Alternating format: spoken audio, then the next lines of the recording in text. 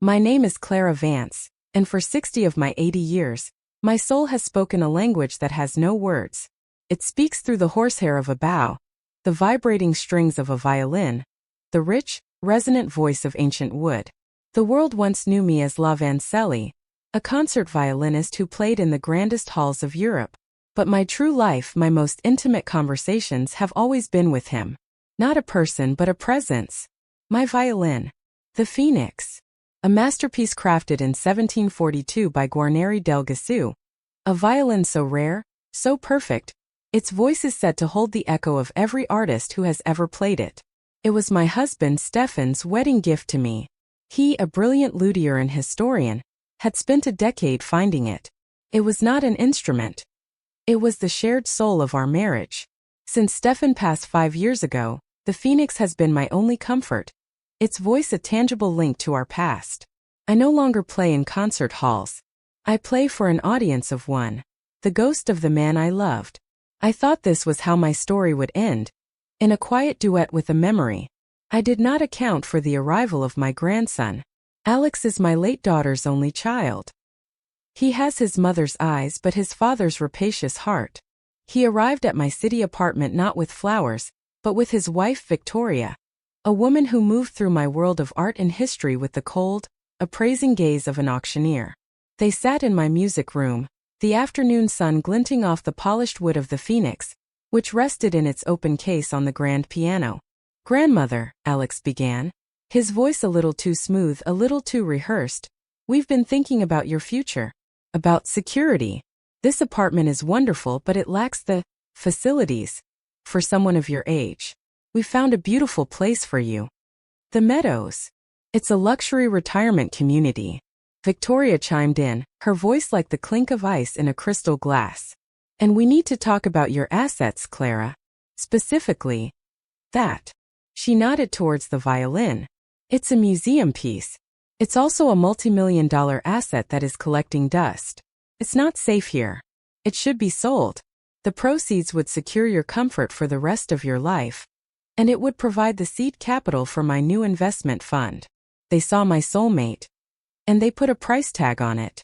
I looked at them, at their bright, hungry eyes. "The Phoenix is not an asset," I said, my voice quiet, but with a core of tempered steel.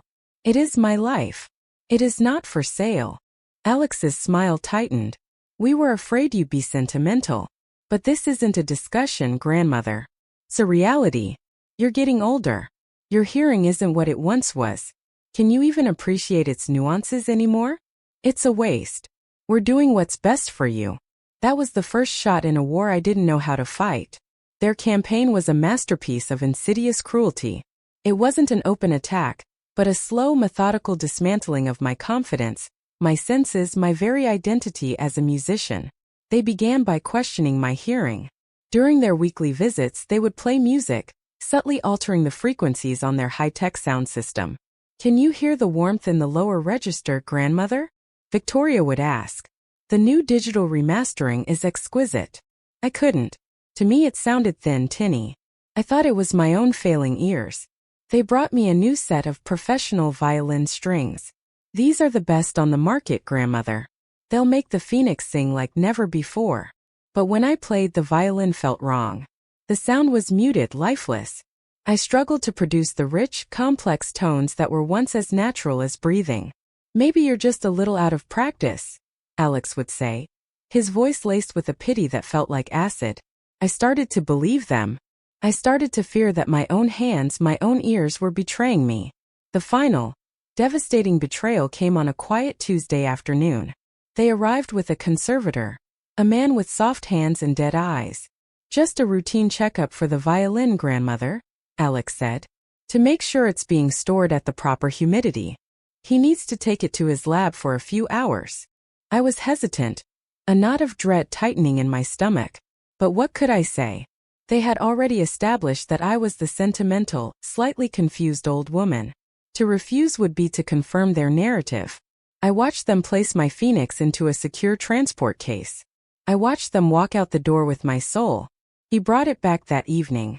He placed it in its case. "Perfectly healthy," he said with a thin smile. "A magnificent instrument." That night I couldn't sleep. I felt a strange emptiness in the apartment, a silence that was deeper than just the absence of music. 3 in the morning I went to the music room. I opened the case. The phoenix lay there, beautiful and perfect. But as I reached for it, the scent was wrong. The familiar, unique aroma of ancient spruce, of Stefan's custom rosin. It was gone, replaced by a faint, generic smell of new varnish. My blood ran cold. Picked it up. The weight was almost perfect, but it was off by a few grams. The balance was wrong. I ran my fingers along the scroll. A detail Stefan had told me was as unique as a fingerprint. The delicate, almost imperceptible flaw he had so loved was gone. This was not my violin. It was a replica. A brilliant, flawless, and utterly dead copy. A silent scream lodged in my throat. I sank to the floor, clutching the counterfeit instrument, the sheer diabolical cruelty of their plan washing over me. They hadn't just stolen my violin. They had left me with a ghost, a perfect, beautiful lie designed to convince me that my own senses had failed, that I was no longer capable of telling the difference between a masterpiece and a fake. They were going to let me live with this dead thing, this monument to my own supposed senility, until I finally agreed to be put away, leaving them free to sell the real phoenix to the highest bidder. For days I was adrift in a sea of silent panic. I played the part. I held the replica. I pretended to practice, my fingers moving over the dead wood. When they visited, I would complain that my playing felt off. "It's just age, grandmother," Alex would say, his eyes full of false sympathy. "Don't push yourself so hard." They thought I was broken. They thought the war was over. They had forgotten who my husband was. Stefan was not just a luthier. He was a scientist, a man obsessed with the hidden properties of the materials he worked with. His study, which I had kept locked since his death, was a sanctuary of knowledge. One night, driven by a sliver of desperate hope, I unlocked the door. I didn't know what I was looking for. I ran my hand over his books, his tools. My eyes fell on his custom-built analysis station, a strange-looking device with a series of sensors and a computer monitor. He had been working on a secret project before he died, something he called his echo chamber. He had told me it was a way to listen to the wood's memory. I had thought it was poetry. It was physics. In a locked drawer, I found his final research journal. Inside was a letter to me. "My dearest Clara," it began. "If you are reading this, it means the wolves have come for the phoenix, and you are feeling the silence. Do not be afraid. A masterpiece has more than one voice. I have given ours a secret one." The journal explained everything. Stefan had discovered that the specific, ancient spruce used by del Gesù for the top plate of his violins had a unique, crystalline cellular structure. When stimulated by a specific, inaudible ultrasonic frequency, this would resonate it in a way that was as unique and unforgeable as a fingerprint. It was a sonic signature. He had spent his final years building a device, the echo chamber, that could emit this frequency and read the resulting resonance. It was the ultimate authentication tool, a technology he had never revealed to the world. "They may try to copy its look, its feel, even its sound," he wrote. "But they cannot copy the memory of the wood. They cannot copy its echo. This device is the truth. And the truth, my love, is your final perfect crescendo." The journal contained the schematics, the data, and one other thing. A small sealed compartment at the back of the book. Inside was a tiny wafer-thin transponder, no bigger than a grain of rice. "I placed this inside the phoenix during its last restoration," the letter explained. "It is dormant. It does nothing. But it is there. A final, silent witness." A cold, beautiful, and terrible purpose settled over me. I was not a victim. I was the keeper of an echo. My first call was to a young, fiercely intelligent woman named Dr. Eris Thorne. She was a leading expert in acoustical physics and materials science at the university. I invited her to my apartment. I showed her the dead violin. I showed her Stefan's journal. I showed her the echo chamber. Eris's eyes, usually filled with a cool, scientific detachment, lit up with a fire I recognized, the thrill of discovery. "My God," she whispered, her fingers tracing the diagrams in the journal. "This is revolutionary. A sonic fingerprint. It's unforgeable. It's definitive proof." She looked from the journal to me, and a slow, dangerous smile spread across her face. "They think they've committed the perfect crime. Let's show them what a perfect investigation looks like. Our plan was a performance, a piece of high-stakes musical theater. We learned through Eris's contacts that Alex and Victoria were not selling the Phoenix through a private dealer. They were too arrogant for that. They had consigned it to be the headline item at the Stradivarius Gala, a once-in-a-decade auction at Sotheby's in London, the most prestigious event in the stringed instrument world. They were crafting a story. The reluctant family, finally parting with their beloved heirloom to secure the care of their aging matriarch. It was a nauseatingly perfect lie. The night of the auction was a symphony of wealth and power. The grand sale room was a hushed cathedral of money. I arrived with Eris, both of us looking like anonymous, wealthy patrons. Alex and Victoria were the center of attention, accepting condolences for my failing health and praise for their difficult decision. They were magnificent actors. Then the moment came. The auctioneer, a man with a voice as smooth as polished mahogany, announced the final lot. And now, ladies and gentlemen, the Phoenix. The legendary 1742 Guarneri del Gesù, from the private collection of the late, great Stefan Vance. Two attendants in white gloves carried the violin to the stage. My Phoenix. It seemed to glow under the lights, radiating a warmth that filled the room. I felt a physical ache, a longing so intense it was hard to breathe. The bidding was a frenzy. The shot past 10 million, then 15. It was about to close at a world record £22 million. The auctioneer raised his gavel. Going once. Going twice. Stop. My voice, clear and steady, cut through the silence. I stood up. Every head in the room turned to me. A wave of shocked whispers went through the crowd. Alex and Victoria stared at me, their faces masks of pure, horrified disbelief. Grandmother. Alex stammered. What are you doing here? You're supposed to be. Supposed to be what, Alex? I asked, walking slowly towards the stage. Confused? Forgetting where I am? I know exactly where I am. And I know that the violin you are selling is stolen property. The room erupted. The auctioneer banged his gavel for order. Madam, he said, his face pale, this is a serious accusation. The provenance of this instrument is impeccable. The provenance is a lie, I said. And I have the proof. Eris and her team, who had been waiting, moved forward. They wheeled a small, elegant station to the front of the room, displaying Stefan's echo chamber and a large monitor.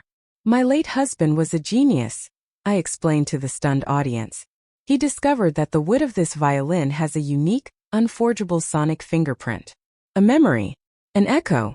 His device is the only thing on earth that can read it. Eris aimed the scanner at the dead replica, which we had brought in a simple case. On the screen, a flat, lifeless line appeared. This, Eris announced, is the violin my client has been living with for the past month. As you can see. No echo. It is a beautiful but dead copy. Then I looked at the auctioneer. Now, I said, scan that one. Alex lunged forward. This is absurd. You will not touch that instrument. But it was too late. The world's most respected experts, the very authenticators who had verified the violin for the auction, were now looking on with intense, professional curiosity. The auction house had no choice. To refuse would be to admit doubt. The attendant carefully held the Phoenix as Eris aimed the scanner. For a moment there was silence. And then, a soft ethereal hum filled the room. On the screen a beautiful, complex, symmetrical waveform appeared, glowing with a soft, golden light.